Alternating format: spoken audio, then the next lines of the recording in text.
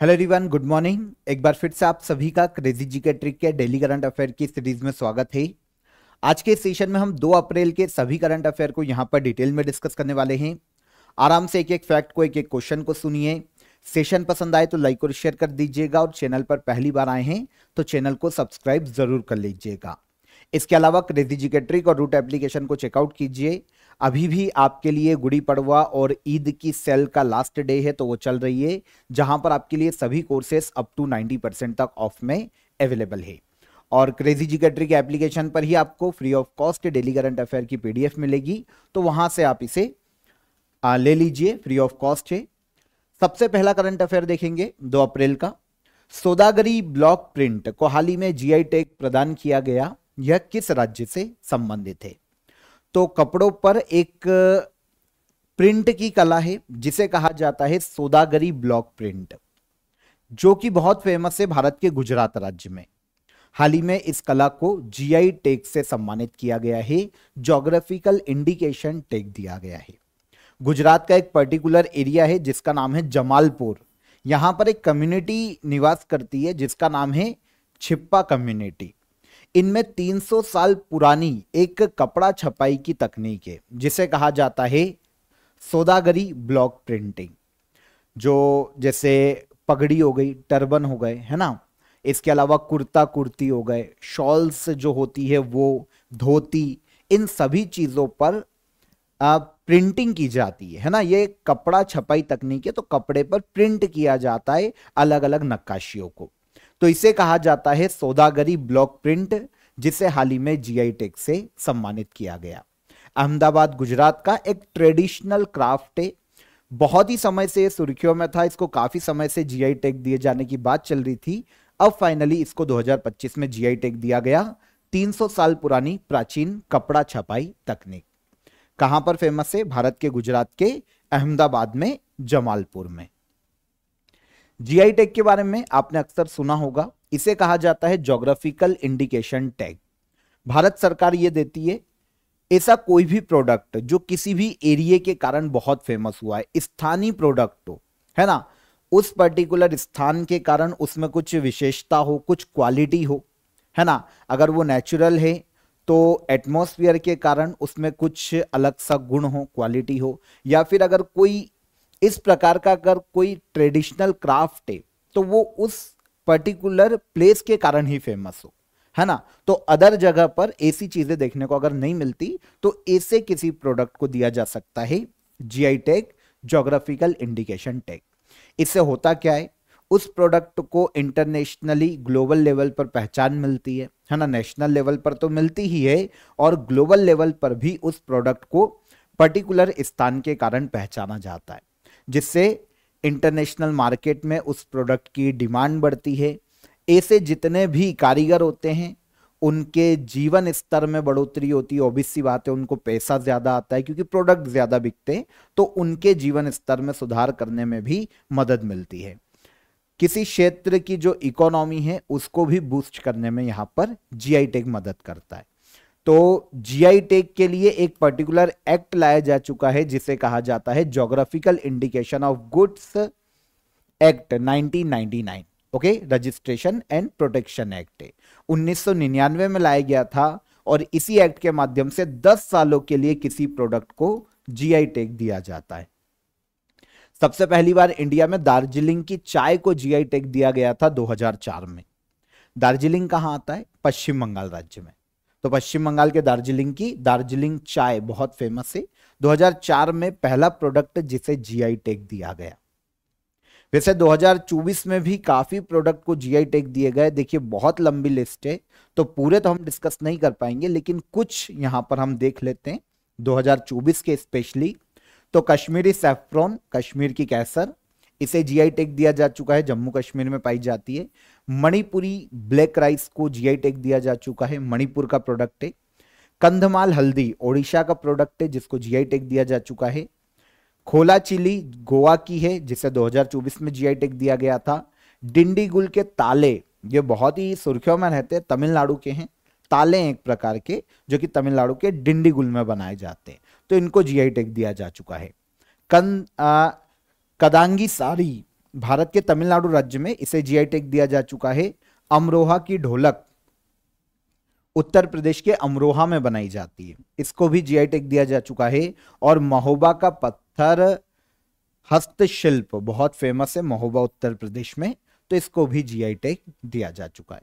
तो ये other product है जिनको जीआई टैग दिया जा चुका है। हमारा जो रिसेंटली है हमको वो याद रखना पड़ेगा, सौदागरी ब्लॉक प्रिंट, ये भारत के गुजरात के अहमदाबाद के पर्टिकुलर जमालपुर में बनाई जाती है छिप्पा कम्युनिटी के द्वारा, जिससे जीआई टैग दिया गया।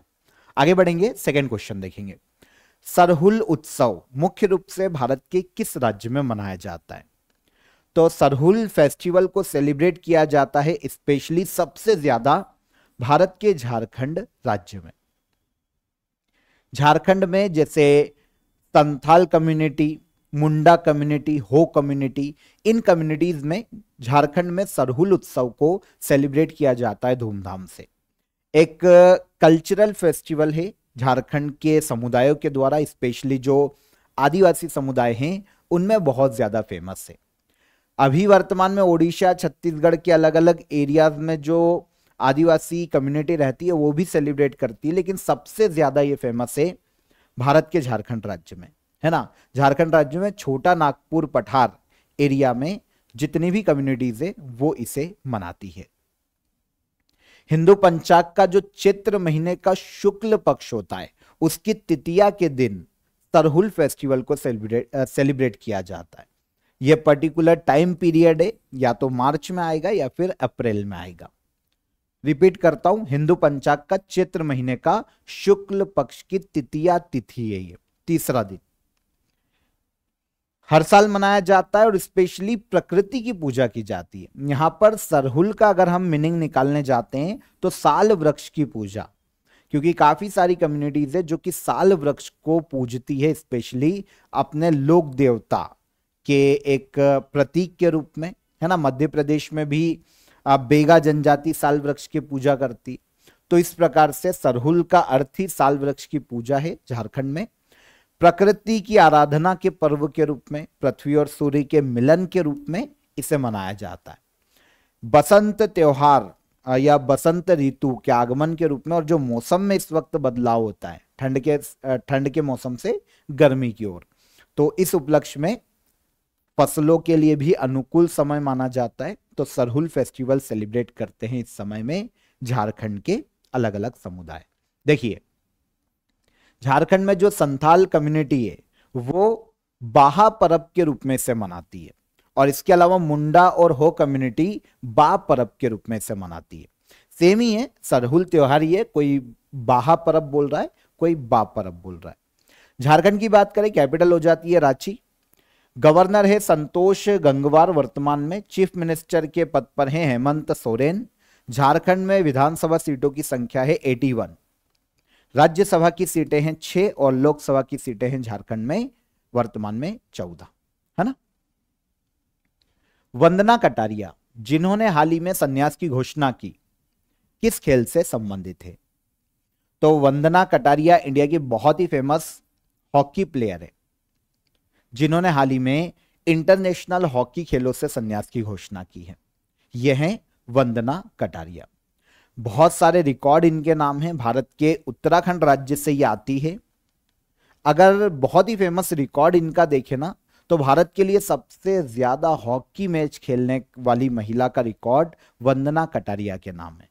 इन्होंने 15 साल के करियर में 320 इंटरनेशनल मैचेस खेले हैं हॉकी के, और इसमें 158 गोल अपने नाम किए। इंडियन फीमेल हॉकी प्लेयर्स में सबसे ज्यादा इंटरनेशनल हॉकी मैच खेलने का रिकॉर्ड वंदना कटारिया का है। हाल ही में इन्होंने हॉकी खेलों से संन्यास की घोषणा की। उत्तराखंड से आती है। 2014 में एशियन गेम्स में जो हमारी हॉकी टीम ने ब्रॉन्ज मेडल जीता था, उसमें यह विजेता टीम की हिस्सा थी। 2022 में वंदना कटारिया को पद्मश्री सम्मान से सम्मानित किया जा चुका है, और इसके पहले 2021 में अर्जुन अवार्ड से सम्मानित किया गया था।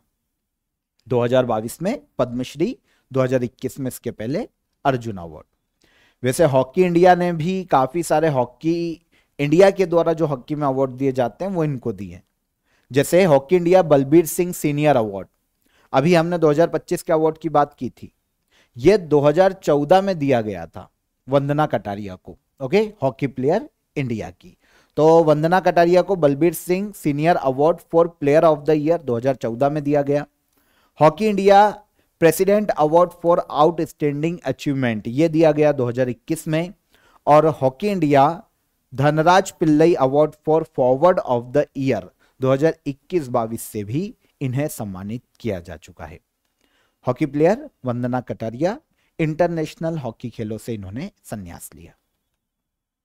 आगे बढ़े, एक बुक है यहां पर इंपॉर्टेंट है, आपको इसे याद रखना चाहिए। The great conciliator Lal Bahadur Shastri and the transformation of India नामक पुस्तक किसके द्वारा लिखी गई है? तो हाल ही में एक बुक लॉन्च हुई है जो कि भारत के दूसरे पीएम लाल बहादुर शास्त्री की लाइफ पर आधारित है। The great conciliator Lal Bahadur Shastri and the transformation of India. इस बुक को लिखने का श्रेय दिया जाता है संजीव चोपड़ा को। यहां पर संजीव चोपड़ा भारत के रिटायर्ड आईएएस ऑफिसर हैं और एक बहुत ही फेमस लेखक है। काफी सारी बुक्स इनकी फेमस है। अभी इनमें जो लेटेस्ट आई है जिसको लॉन्च किया गया वो लाल बहादुर शास्त्री के जीवन पर आधारित है। लाल बहादुर शास्त्री का जो पॉलिटिकल, सोशल और एडमिनिस्ट्रेटिव जर्नी रही है उनके जीवन की, उनके बारे में, लाल बहादुर शास्त्री के जीवन के बारे में इस बुक में संजीव चोपड़ा ने बताया है। इसके अलावा इन्हीं के समय में जो बीएसएफ की स्थापना की गई और युद्ध के समय जय जवान जय किसान का जो इन्होंने नारा दिया था, उन सभी के बारे में अपनी इस बुक में संजीव चोपड़ा ने उल्लेख किया है। तो बुक किसकी है? संजीव चोपड़ा की, जिसका हाल ही में विमोचन किया गया। इसके अलावा कुछ अदर, हाँ, पहले लाल बहादुर शास्त्री के बारे में जान लेते हैं क्योंकि ये बहुत ही फेमस लीडर रहे हैं इंडिया के। तो इनके बारे में हमको एक एक फैक्ट पता होना चाहिए, इवन जो इंपॉर्टेंट है वो तो हमको पता होना चाहिए। तो भारत के दूसरे पीएम थे, कब से कब तक? 1964 से लेकर 1966 तक, है ना। ऑलमोस्ट 2 साल का कार्यकाल इनका रहा है, 1.5 से 2 साल के बीच का। होम मिनिस्टर और रेलवे मिनिस्टर के रूप में ये काम कर चुके हैं। उत्तर प्रदेश राज्य में, जो वर्तमान यूपी है, वहां पर उनका जन्म हुआ था। भारत रत्न दिया जा चुका है मरणोपरांत 1966 में लाल बहादुर शास्त्री को। 11 जनवरी 1966 में उज्बेकिस्तान के ताशकंद में इनकी मृत्यु हो गई थी, जो कि संदिग्ध भी मानी जाती है, पर इनकी मृत्यु हुई थी उज्बेकिस्तान के ताशकंद में। इनकी मृत्यु 1965 में इंडो पाकिस्तान वॉर की जो पीस ट्रीटी थी उसके एक दिन पहले हुई थी, तो और इंडिया के बाहर हुई है। तो ये बहुत ही मतलब इस पर संदेह उत्पन्न होता है और काफी जांच भी हुई है, पर अभी तक इसका कोई कंक्लूजन नहीं है। तो हम केवल इतना जान लेते हैं कि उज्बेकिस्तान के ताशकंद में लाल बहादुर शास्त्री की मृत्यु हुई थी। हाँ, भारत रत्न कब? 1966। अब जो लेटेस्ट बुक कुछ समय में अभी लॉन्च हुई है ना, इनका हमने कहीं ना कहीं 1 से 2 महीने में पढ़ा होगा, तो एक बार देख लेते हैं। पर्वत शिरोमणि भगत सिंह कोश्यारी, ये बुक लिखी है मदन मोहन साती ने। मार्च ऑफ ग्लोरी के अरुमुगम और एरोल्डी क्रूज की लिखित बुक है। Life on Mars short stories Namita Gokhale की बुक है, इसके बारे में भी हमने पढ़ा था। इंडियन रिनेंसियंस द मोदी डिकेट, इस बुक को लिखा है ऐश्वर्य पंडित ने। और द महात्मास मैनिफेस्टो, इस बुक को लिखने का श्रेय दिया जाता है राजेश तलवार को। आई एम, इसकी बात करें तो गोपीचंद पी हिंदुजा के द्वारा इस बुक को लिखा गया। तो ये कुछ बुक्स हैं जिनको हमने पहले भी डिस्कस किया है, यहां पर हमने डिटेल में डिस्कस किया। आगे बढ़ेंगे तब तक हम, हर साल प्रिवेंशन ऑफ ब्लाइंडनेस वीक कब मनाया जाता है? अंधत्व निवारण सप्ताह, प्रिवेंशन ऑफ ब्लाइंडनेस वीक, इसे हर साल मनाया जाता है 1 अप्रैल से लेकर 7 अप्रैल तक। 1 अप्रैल से 7 अप्रैल। इंडिया में, स्पेशली इंडिया में, यह नेशनल लेवल का एक प्रोग्राम है जिसे भारत सरकार के द्वारा शुरू किया गया।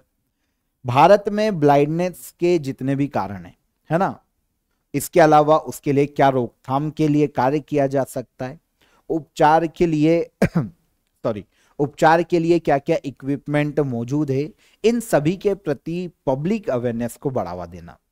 मतलब जो ब्लाइंडनेस बढ़ रही है, चाहे वो मोबाइल चलाने के कारण हो, ज्यादा देर स्क्रीन के सामने रहने के कारण हो, या फिर अदर कोई भी कारण हो, इसके प्रति लोगों को अवेयर करना कि भाई इनसे थोड़ा दूर रहो, है ना, रोकथाम की जा सके।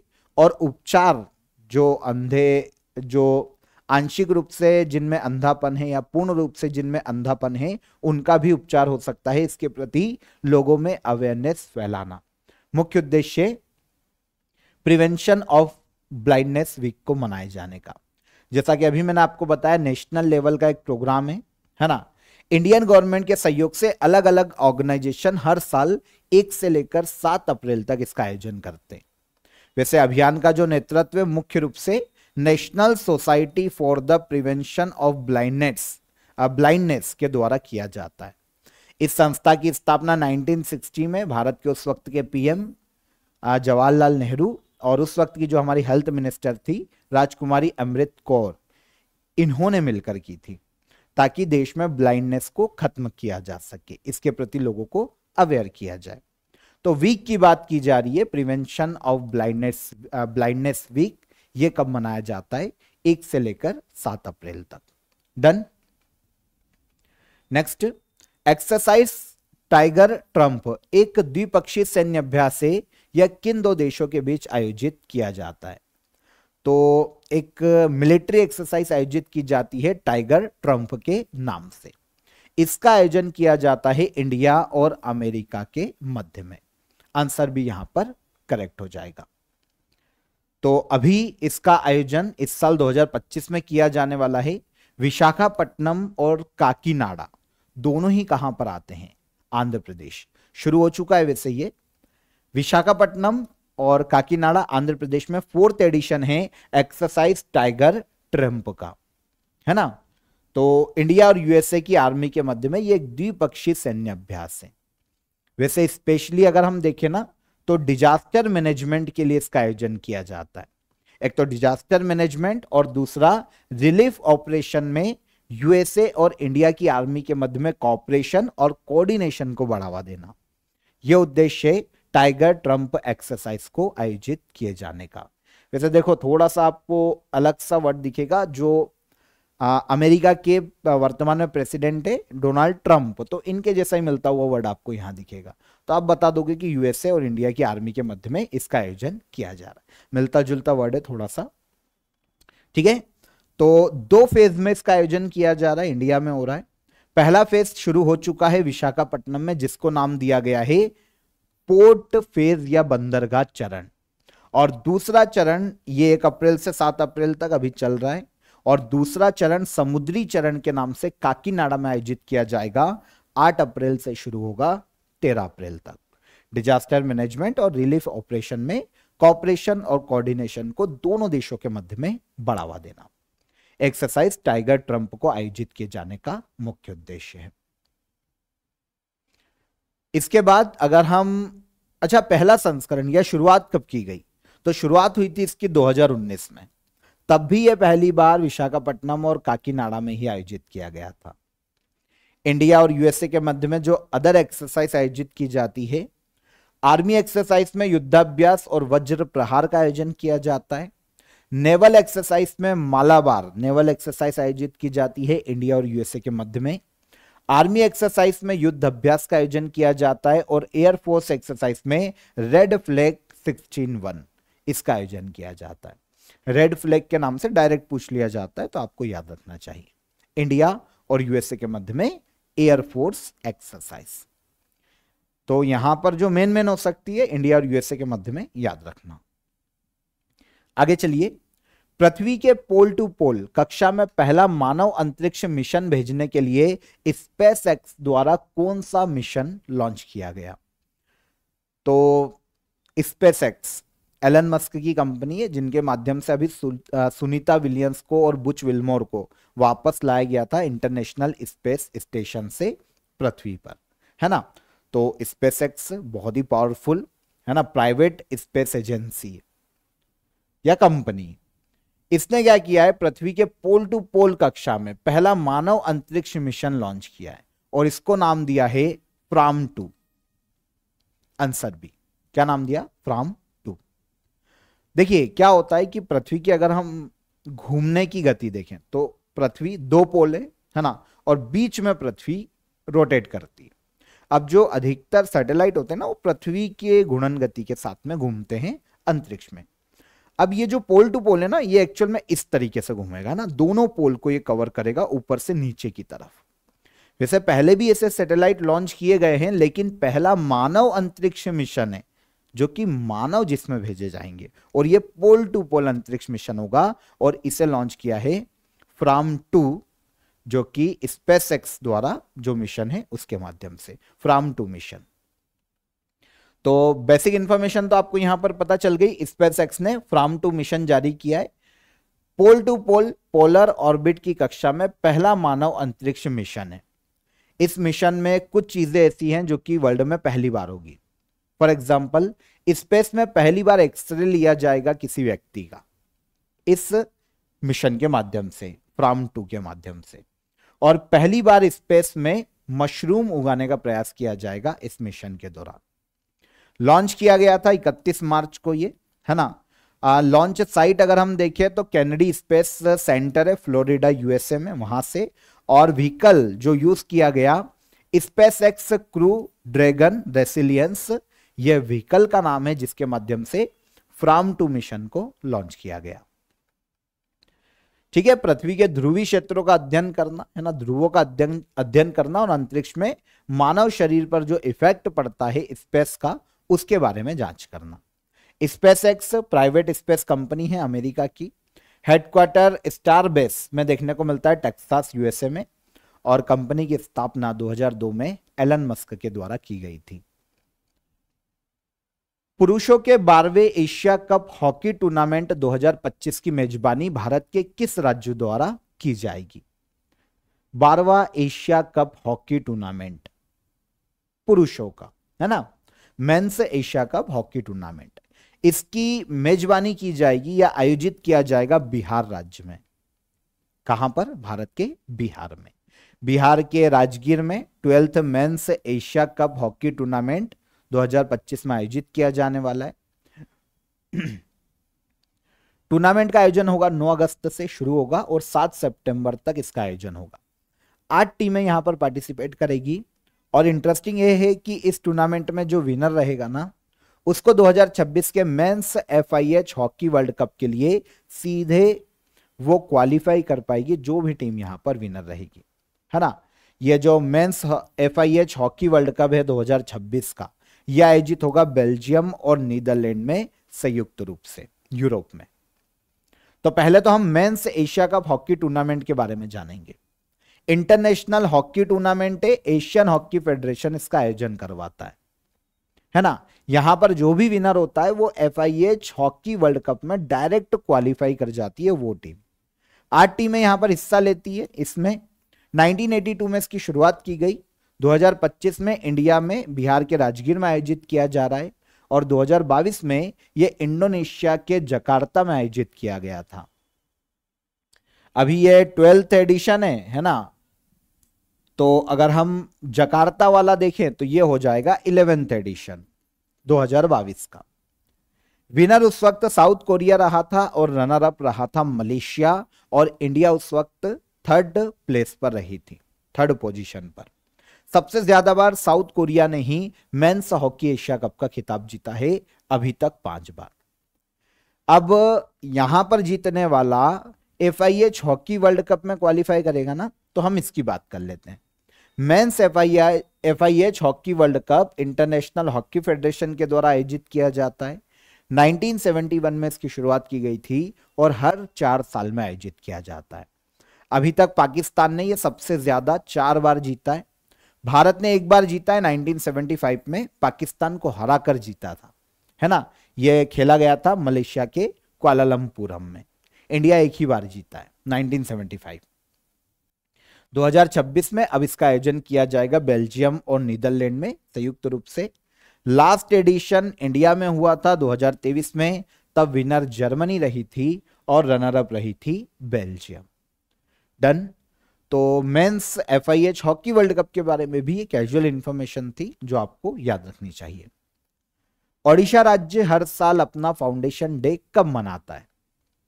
ओडिशा राज्य हर साल अपना फाउंडेशन डे मनाता है 1 अप्रैल को। आपको पता है भारत की आजादी के पहले भाषा के आधार पर बनने वाला पहला राज्य ओडिशा था। अगर आजादी के बाद देखें तो वो आंध्र प्रदेश हो जाता है ना। आंध्र प्रदेश से अक्सर क्वेश्चन पूछे जाते हैं एग्जाम में कि भाषाई आधार पर बनने वाला पहला राज्य कौन? आंध्र प्रदेश। लेकिन ओडिशा आजादी के पहले ही ओडिया भाषा के आधार पर बन चुका था अंग्रेजों के शासनकाल में 1936 में। तो 1 अप्रैल 1936 को बिहार और ओडिशा प्रोविंस से अलग हुआ था, एक स्वतंत्र राज्य बना ओडिशा, है ना। ओडिशा प्रांत में उस वक्त बिहार, झारखंड और ओडिशा का एरिया आता था, तो उनसे अलग किया गया 1 अप्रैल 1936 में भाषा के आधार पर, ओडिया भाषा के आधार पर ओडिशा को। इसलिए 1 अप्रैल को ओडिशा अपना स्थापना दिवस सेलिब्रेट करता है। ब्रिटिश रूल के दौरान भाषा के आधार पर बनने वाला पहला राज्य। ओडिशा में वहां के फाउंडेशन डे को उत्कल दिवस के रूप में मनाया जाता है। कैजुअली ओडिशा के फैक्ट, भुवनेश्वर कैपिटल है, कंभमपति हरिबाबू यहां के गवर्नर हैं और मोहन चरण मांझी यहां पर CM के पद पर हैं। विधानसभा सीटें हैं 147, यहां पर लोकसभा की सीटें देखने को मिलती है 21 और राज्यसभा की सीटें देखने को मिलती है बिहार में 10, ओडिशा में 10। ओडिशा की बात हो रही है। लास्ट क्वेश्चन, पहला वर्ल्ड बॉक्सिंग कप 2025 का आयोजन किस देश में किया जा रहा है? तो पहला वर्ल्ड बॉक्सिंग कप है, ये पहली बार ही आयोजन किया जा रहा है और इसका आयोजन किया जा रहा है ब्राजील में। ठीक है, ब्राजील में आयोजित हो रहा है। ये 31 मार्च को शुरू हुआ है और 5 अप्रैल 2025 तक ये बॉक्सिंग वर्ल्ड कप आयोजित किया जाएगा। Boxing cup, world boxing cup या बॉक्सिंग वर्ल्ड कप बोल सकते हो आप इसको। आयोजन कौन करा रहा है? वर्ल्ड बॉक्सिंग के द्वारा इसका आयोजन किया जा रहा है। 19 देशों के 130 से ज्यादा बॉक्सर यहां पर पार्टिसिपेट करेंगे। इंडिया की ओर से देखिए, वैसे तो मेल और फीमेल दोनों ही कैटेगरी में यहां पर प्रतियोगिता आयोजित की जा रही है, लेकिन इंडिया ने केवल अपने जो मेल बॉक्सर है उनको यहां पर भेजा है। अभी 10 बॉक्सर इंडिया की तरफ से हिस्सा ले रहे हैं, जिनका नेतृत्व किया जा रहा है Asian games bronze medal winner Narendra Berwal के द्वारा। तो क्वेश्चन आपको यह भी आ सकता है कि नरेंद्र बेरवाल किस खेल से संबंधित खिलाड़ी हैं? इंडियन बॉक्सर, एशियन गेम्स में ब्रॉन्ज मेडल जीत चुके हैं। तो इनके नेतृत्व में 10 बॉक्सर की टीम को भेजा गया है फर्स्ट वर्ल्ड बॉक्सिंग कप के लिए ब्राजील में, जिसका आयोजन वर्ल्ड बॉक्सिंग के द्वारा किया जा रहा है। वर्ल्ड बॉक्सिंग पूरे वर्ल्ड में बॉक्सिंग खेलों को गवर्न करने वाली इंटरनेशनल संस्था है। स्थापना 13 अप्रैल 2023 को की गई थी। 84 कंट्रीज इसकी मेंबर हैं। स्विट्जरलैंड में इसका हेडक्वार्टर है और इंटरनेशनल ओलंपिक कमेटी से यह मान्यता प्राप्त है। इसी के द्वारा ब्राजील में आयोजित किया जा रहा है फर्स्ट वर्ल्ड बॉक्सिंग कप। ठीक है, तो यहां पर 2 अप्रैल के सभी करंट अफेयर हमने डिटेल में डिस्कस किए। एक एक फैक्ट को, एक एक क्वेश्चन को हमने समझा। अब आइए लास्ट डे के करंट अफेयर को रिवाइज कर लेते हैं हम, है ना। तो पहला क्वेश्चन हमारा कल का क्या था? इंटरनेशनल डे ऑफ योगा की थीम क्या घोषित की गई है सेंट्रल गवर्नमेंट के द्वारा? तो यह थीम घोषित की गई yoga for one earth one health. Answer C यहां पर करेक्ट हो जाएगा। भारतीय रिजर्व बैंक का कौन सा स्थापना दिवस मनाया जा रहा है? भारतीय रिजर्व बैंक या RBI का 90 फाउंडेशन डे मनाया गया 1 अप्रैल को। हाल ही में चर्चित टोंगा आइलैंड कहां पर स्थित है? तो यह देखने को मिलेंगे साउथ पैसिफिक ओशियन में, दक्षिण प्रशांत महासागर। 2025 एशियन रेसलिंग चैंपियनशिप में भारत ने कितने मेडल अपने नाम किए? तो इंडिया ने 10 मेडल यहां पर अपने नाम किए थे एशियन रेसलिंग चैंपियनशिप में। भारतीय वायुसेना बहुराष्ट्रीय वायुसैन्य अभ्यास इनियोचॉस 2025 में भाग लेगी। इसका आयोजन कहां किया जा रहा है? तो यह आयोजित किया जा रहा है ग्रीस में। Education and nutrition learn to eat well शीर्षक रिपोर्ट किसके द्वारा जारी की गई? इसे जारी करने का श्रेय दिया जाता है यूनेस्को को। Answer C. 37th कथक महोत्सव 2025, जिसमें दुनिया का पहला कथक साहित्य महोत्सव भी आयोजित किया गया, इसका आयोजन कहां हुआ?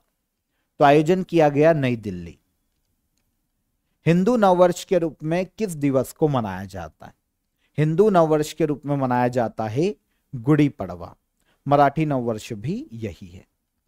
वायु प्रदूषण और स्वास्थ्य पर दूसरी वैश्विक सम्मेलन कहां आयोजित किया गया? तो इसका आयोजन किया गया कोलंबिया।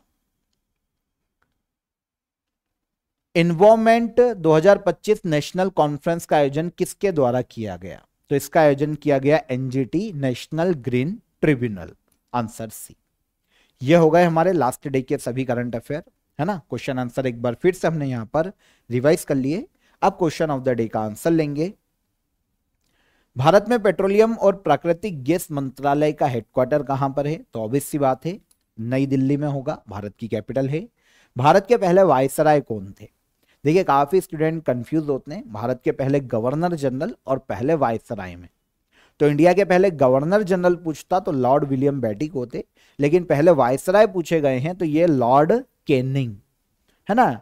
1858 के एक्ट के माध्यम से भारत के पहले वायसराय लॉर्ड कैनिंग बने थे।